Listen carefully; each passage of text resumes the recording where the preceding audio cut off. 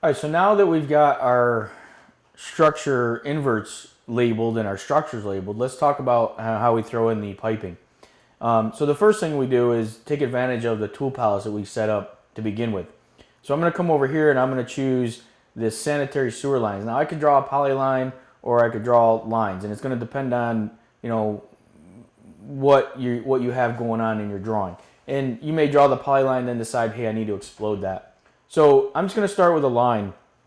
And I know that I'm coming from this direction and I'm going to go to this structure, and I know that I have an in and an out, so I'm snapping to the node here. And then I'm going to come over and I know I'm going to this structure here. That one connects. I'm looking at my field notes and basically just drawing it. You can see that it's drawing it on that layer. And let's say we go to this one. We'll go to node here. And then we know we're going to come up to this node.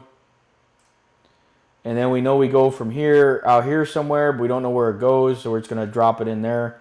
And then maybe we go again, repeating the command from this node over somewhere in this direction. All right, so now we've got our pipes drawn, basically, and all it is drawing a polyline, but I'm using my tool palette to kind of automatically set the layer for me, and I don't have to worry about it.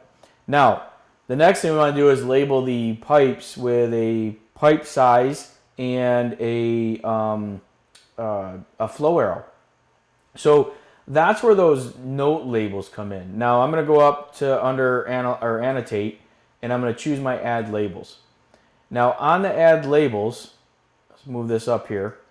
I've got under lines and curves, under single segment, I've got those in my template here. I've got those predefined label styles for the different pipe types. So let's say, and just for sake of argument, that this is all sanitary sewer pipe and it's an 18-inch, let's go 12-inch PVC pipe. So we'll select that. So by setting that as the active label, when I click add, all I have to do now is pick that label, and you can see that it adds the label to the line. Now I want to turn off my snaps here so that my snaps are off. I don't know, it's snapping to the end. I want to actually put it here in the middle. All right, so we're going to move this guy over. And we'll come back and adjust these here in a second. So let me take a look at that. And it should be snapping to the label location. Okay, that's fine. Let's go ahead and try it again. Let's pick that one there. All right, there we go. So, we're just labeling it up. It's all 12-inch PVC. And I can throw the labels on. So now by throwing the labels on, a couple things you can do with this is I can flip this label. So select it and I can flip it to the other side. I can adjust it, so on and so forth. So that's basically labeling it. Now let's say that this one here was actually let's say the size changed to 15 and we don't have 15. We have two choices. We can make a new label style, or we could simply come in here and edit the label text and just kind of override what this label says. So instead of 12-inch, maybe that's a 15-inch PVC. And what I'm doing is I'm just overriding that. If I wanted to add in some additional notes, like maybe it was collapsed or broken or unobtainable or plugged, you could add that text to that label as well without creating a new label style. Okay.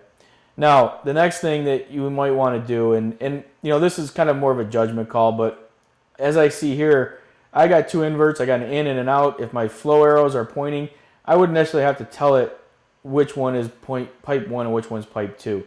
But over here, where I've got multiple pipes coming in, I want to label this up 1, 2, 3, 4. So again, something else I did with the labels was I created these sanitary pipe label numbers. And basically all I gotta do is pick pipe number 1, select add, and I can say, okay, this is my first one. And then I come over here and say, okay, number 2, that's my second one. I'll add that one.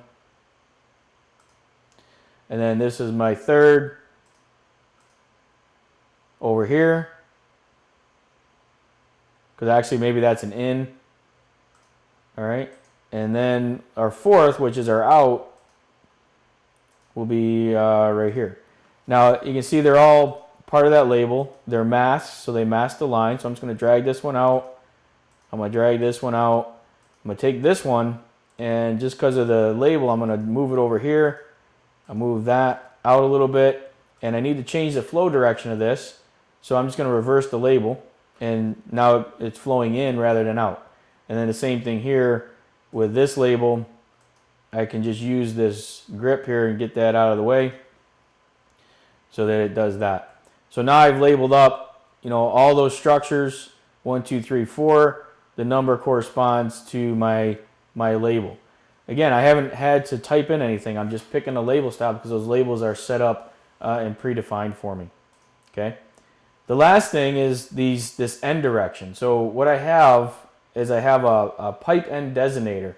And that pipe end designator, as you can see here, if I pick it and I pick on add, then all I'm doing is picking that line and picking that line. And then this one, because that's the start, I actually have another one that says put it at the start of the line. And when I click on add for that one, then I put it over there. So again, very simple, and it's all a matter of using labels, some tool palettes, and automating Civil 3D. And there's no custom programming, there's no custom Lisp routines.